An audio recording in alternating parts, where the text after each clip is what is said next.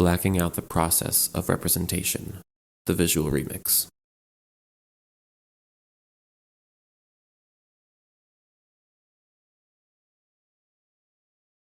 Contemporary artists Mark Steven Greenfield, Alexandra Bell, and Hank Willis Thomas present remixing as a critical African diasporic visual code.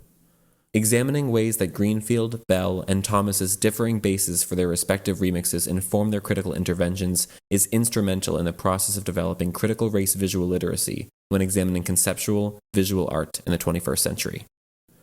Greenfield, Bell, and Thomas's visual remixes reveal how African diasporic cultural critics become organic prosecutors, through utilizing interruption, subversion, and reconstitution to indict the imperialist media industrial complex's use of Euro-white supremacist language and imagery.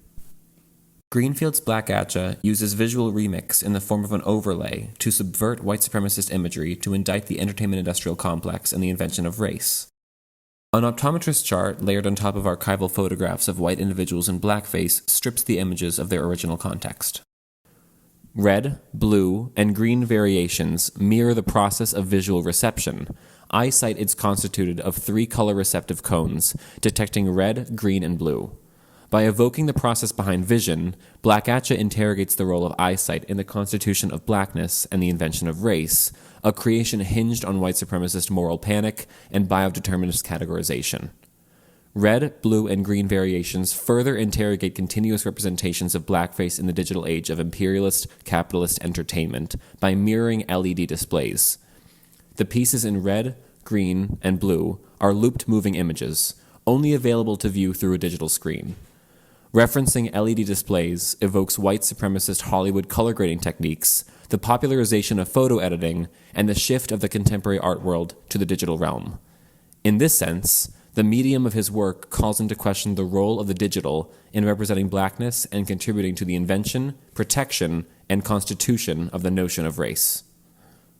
In counter-narratives, Alexandra Bell employs red ink to establish a visual code for interrogating written language in media.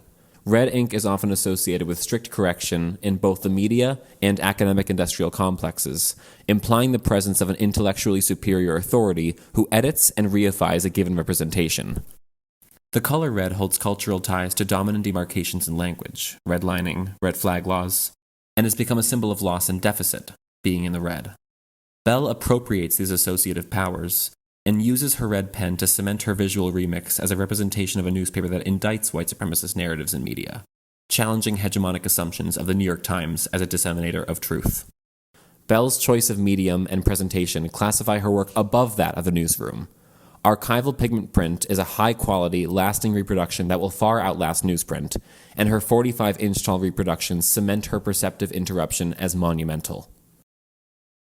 In No Humans Involved, After Sylvia Wynter, Bell's remix of media coverage of the Central Park Five takes on a similar form of altered newsprint, but indicts Euro-white supremacist narratives differently, using blackout.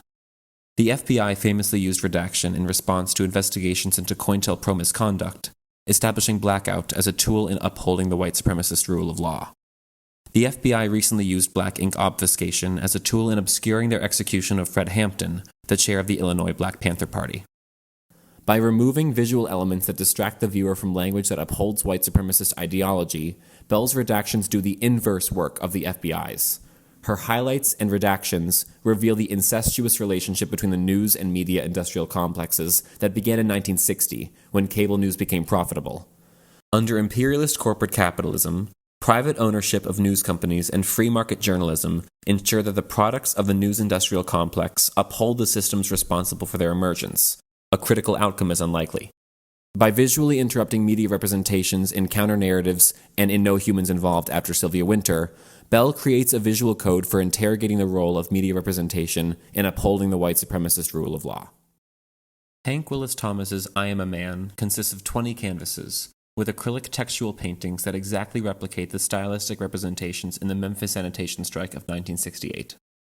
19 of Thomas's representations differ from the original sign, and the linear organization of the display evokes a timeline. The timeline begins with the I Am 3/5 Man panel, visually and historically situating the viewer in the context of 1787's Three-Fifths Compromise, which used the white supremacist rule of law to legally constitute enslaved individuals into a constructed notion of humanity defined by proximity to whiteness. Thomas's linguistic remixes challenge and subvert the original signs from 1968.